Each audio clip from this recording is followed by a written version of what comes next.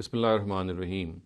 Is keeping a beard an Islamic custom and a Sunnah of the Prophet Muhammad ﷺ, which he actually initiated amongst his followers? This is the question that we're going to discuss today vis-a-vis Islamic customs and etiquette. It is generally believed that keeping a beard is a Sunnah of the Prophet Muhammad, and it is essential that men must adorn their faces with beards. Now, first of all, we need to examine this directive in the light of the Quran, and we can, of course, safely say that the Quran is totally devoid of any directive of keeping beards. Now, of course, there are certain narratives which are ascribed to the Prophet, which speak or which say that men must keep beards and trim their mustaches. However, before we explain them or explain them, the first thing that needs to be understood is that if something is to be regarded as a sunnah, then the all-important principle in regarding something to be the sunnah is, the first principle that is that it is essential that the thing in itself should be something religious in nature. And we can easily see that keeping a beard is not in itself something religious. We know that the prophets of God, they were sent by the Almighty to propagate religion and to ask people to adopt religion, and this was the thing that they had to deliver to their addressees. So therefore, whatever they delivered has to rely in the ambit of religion, and keeping a beard in itself is not a religious act at all. So therefore, it cannot qualify as a sunnah in the very first place.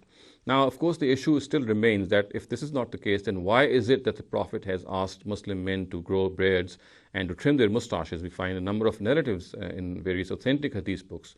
Now, again, this directive has to be judged and has to be evaluated in the light of the Quran. We see in the Quran that something which is very, very apparent is that arrogance and haughtiness is absolutely prohibited, and all manifestations of arrogance and haughtiness were therefore prohibited by the Prophet in his own times. And one of these manifestations, of course, which was found in the time of the Prophet, was that people would keep very large mustaches, and they would trim their beards, and this would give an impression of rogues and ruffians and people who are very arrogant. And it was this arrogance which the Prophet disliked on the basis of the Quran.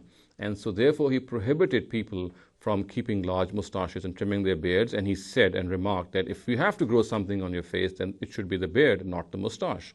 So in other words, he was not giving any directive of keeping a beard. All he was saying is that if one wants to grow something on one's face, then it should be the beard, because if a person grows the mustache and he reduces the beard, then this gives the impression of a rogue.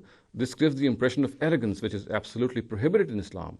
So we can safely say that these directives or these injunctions which are attributed to the Prophet in various hadith narratives, they are not independent directives which state that men must grow their beards and trim their mustaches. What they say is that men must not put on the look of arrogant people, and this look of arrogant people is that if they grow their mustaches large and they trim their beards, then of course this would be that look. And on the contrary, the Prophet said, if you have to grow something, if you have to be decent in your looks, then it must be the mustache which should be trimmed, and it should be the beard which should be grown. So therefore, this positive and negative directive essentially related to that decent appearance. In other words, if a Muslim wants to grow some hair on his face, then the Prophet said that he should lengthen his beard, not his mustache, because lengthening the mustache gives a very bad impression. He looks to be a person who is very arrogant, and arrogance, as I said, the Quran has explicitly prohibited. Now, it also needs to be appreciated that if a person in his love for the Prophet keeps a beard, then absolutely there is nothing which can be condemned or even said anything about. For if a person expresses his sentiments by being close to the Prophet, by adopting his ways, this is something which is entirely up to him. It can be very, very commendable also, but it cannot be regarded as part of Islam. So therefore, while summing up, we can say that keeping a beard is not a sunnah at all. The Prophet never initiated keeping a beard as a sunnah. All he did was he said that if people want to keep anything on their faces, if they want to grow any hair on their faces, then it should be something which should be very decent. And this look of decency only can be gauged if the growth of hair is found in the beard and not in the mustache. And the Prophet was actually asking people to look very decent. If they have to keep something on their faces, if they have to grow hair on their faces, then that growth should relate to the beard and not to the mustache. And as I said, if a person wants to keep the beard for his love for the Prophet, out of his love for the Prophet, then of course this cannot be objected to. But then again, this cannot be regarded as part of religion. It is his own personal sentiment towards the Prophet Muhammad sallallahu alaihi wasallam. أقول قولي هذا واستغفر الله لي ولكم ولسائر المسلمين والمسلمات.